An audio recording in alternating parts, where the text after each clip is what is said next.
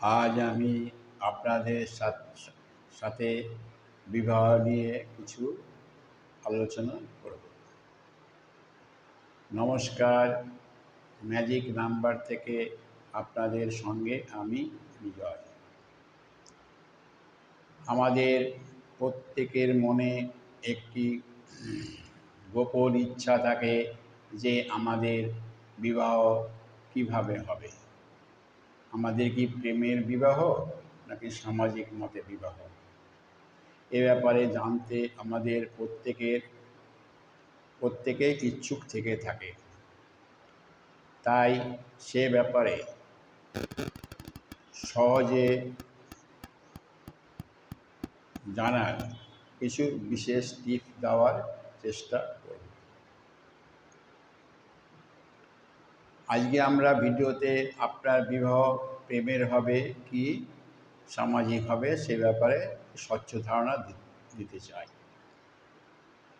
তাহলে প্রথমে ভিডিওর শুরুতে আমরা আসব আপনার জন্ম যদি আপনি যদি একের জাতক হন, অর্থাৎ আপনার জন্ম সংখ্যার যোগফল যদি 1 হয়, অর্থাৎ আপনার জন্ম যদি 1, 10, 19 এবং 28 তারিখে হয়, তাহলে আপনি একের জাতক।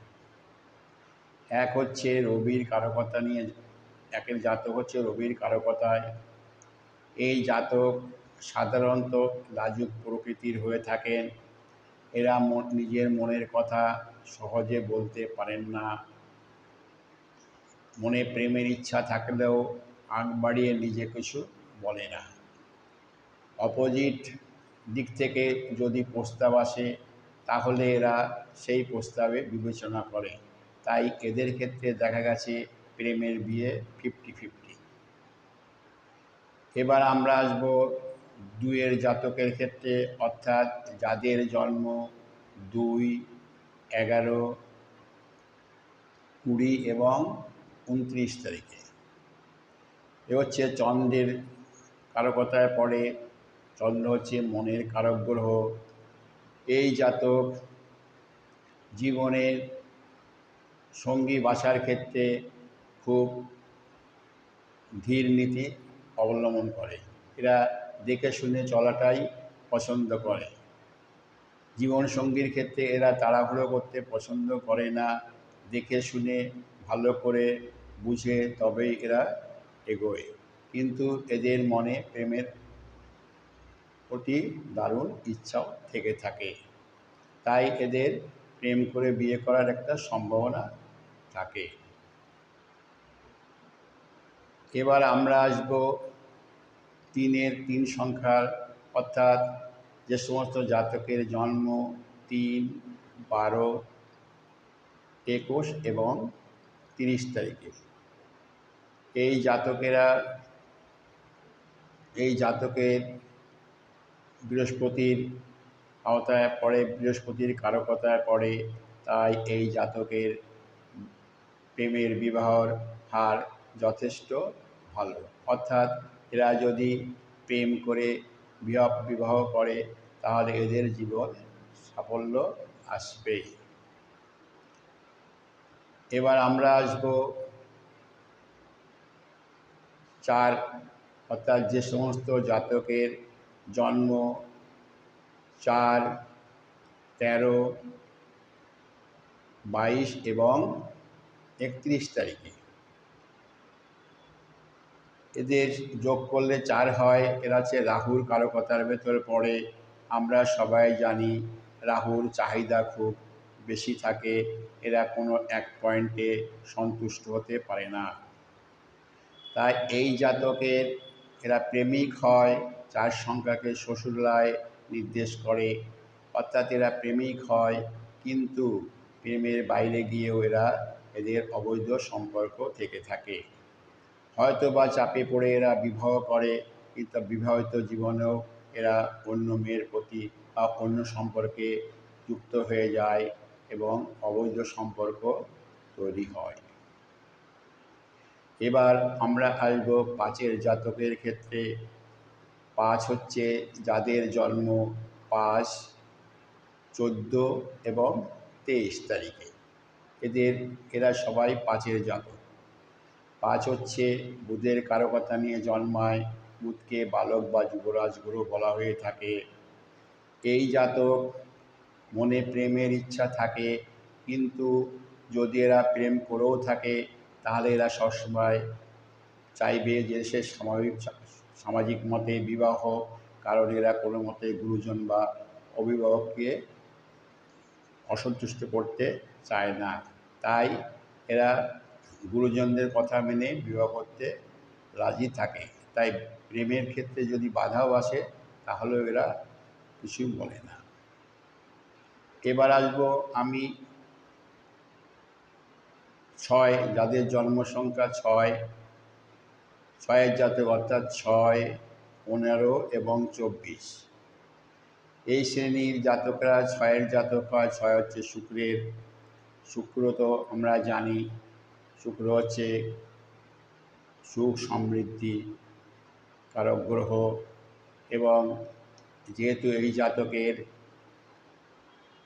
অপোজিট সেক্সের প্রতি একটা টান থেকে থাকে, তাই এরা এরা প্রেমিকও হয়, কিন্তু প্রেমের বিয়ে এদের হয়ে থাকে। কিন্তু প্রেমের বাইরেও কিন্তু এদের অবৈধ সম্পর্ক তৈরি হতে পারে, কারণ এরা সুন্দরের প্রতি আকৃষ্ট হয়। তাই সুন্দর দেখলেই সেই সুন্দরকে পাওয়ার জন্য এরা যে কোনো দূর পর্যন্ত যেতে পারে। কিন্তু এদের একটা গুণ আছে, এরা ফ্যামিলির প্রতি দায়বদ্ধ থাকে। তাই যদি স্বামী বা স্ত্রী যেই হোক না কেন, তাকে যদি প্রথম থেকে সতর্ক করে দেওয়া হয় তাহলে হয়তো অতটা খারাপ হয় না। এবার আমরা আসবো 7-এর জাতকের ক্ষেত্রে, অর্থাৎ যাদের জন্ম 7, 16 এবং 25 তারিখে। এরা কেতুর কারকতায় পড়ে। এই 7 সংখ্যার জাতকেদের মনে প্রেমের ইচ্ছা থাকে, কিন্তু এরা মনের কথা কাউকে বলতে পারে না বা বিশ্বাসও করে না। তাই এরা যাকে ভালোবাসে সেই ভালোবাসার কথা সে প্রকাশ করতে পারে না। তাই এদের ভালোবাসা নীরবেই কেঁদে যায়। এদের ভালোবাসার বিয়ে ততটা সফলতা পায় না। এবার আসবো আমরা 8 জাতকের, অর্থাৎ যাদের জন্ম 8, 17 এবং 26 তারিখে। এরা হচ্ছে শনির কারকতা, শনিদেবের কারকতায় পড়ে। এই জাতক প্রেমের বা সামাজিক উভয় ক্ষেত্রে যে কোনো বিয়ে হোক না কেন এদের কোনো আপত্তি থাকে না। যদি এদের প্রেমের বিয়েও হয় তাহলে এরা সেই প্রেমিককে নিয়েই সংসার করবে, বা সামাজিক মতে বিয়ে হলেও এদের কোনো সমস্যা থাকে না। তাই এই জাতকের উভয় ক্ষেত্রেই বিবাহের যোগ থাকে। এবার আমরা আসবো 9, অর্থাৎ যাদের জন্ম 9, 18 এবং 27 তারিখে। এরা সব মঙ্গলের কারকতায় পড়ে। এই মঙ্গলের কারকতা, মঙ্গল হচ্ছে যোগাযোগকারী একটা গ্রহ, অর্থাৎ এদের প্রেমের সম্পর্ক হতে পারে এদের, এবং এদের প্রেমের সাফল্য ভালো থাকে।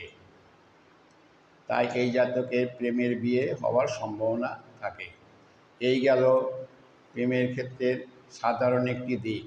শুধু এই দিক দেখলেই হবে না, অন্য অন্য ব্যাপারেও বিবাহের কারকতা দেখা হয়ে থাকে। পরবর্তী ভিডিওতে আমরা আরও কিছু নতুন তথ্য দেওয়ার চেষ্টা করব। তাই পরবর্তী ভিডিও অবশ্যই দেখবেন। তার জন্য আপনাকে ভিডিওটিকে সাবস্ক্রাইব করতে হবে, এবং সাবস্ক্রাইব করলে পরের ভিডিও আপলোড হওয়ার সাথে সাথেই আপনার কাছে পৌঁছে যাবে। ভিডিওতে লাইক এবং শেয়ার করতে ভুলবেন না। ধন্যবাদ।